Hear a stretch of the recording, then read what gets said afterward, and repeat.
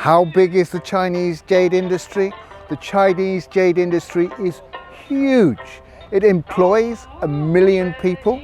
It's got a turnover of at least 30 billion US dollars a year, and thousands, tens of thousands, millions of pieces of jade are carved every 12 months. So it employs a lot of people. It's a hidden industry, hidden in plain sight. There are cities and towns and villages dedicated to carving pieces of jade. You can go down to Guangdong and go to Sihui and Jieyang. You can go up north, you can stay in Suzhou, you can go to Yangzhou. There are many, many places where tens of thousands of people carve jade. How big is the Western jade industry? It's tiny. While there are tens of thousands, hundreds of thousands of people in China carving jade, there's probably only a few thousand in the rest of the world, in the Western world, who are carving jade. There's one professional jade carver in the United States of America, 2 or 3 in Canada. The largest number are in New Zealand. They have their own jade culture, but even that isn't very big. There may be 500 or 600 carvers in the whole country. So you could probably say the Western jade industry is nothing compared to the Chinese. But the third question is, do they influence each other?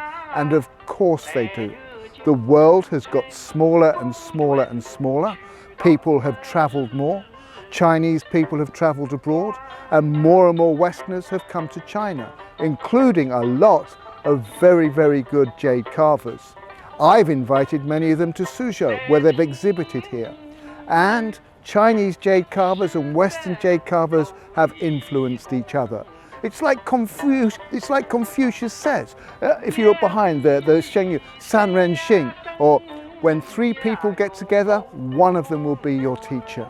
Western jade carvers have learned a huge amount from Chinese jade carvers in terms of technique and how to carve jade, how to identify jade, and they are stunned at the beautiful things that Chinese jade carvers can make.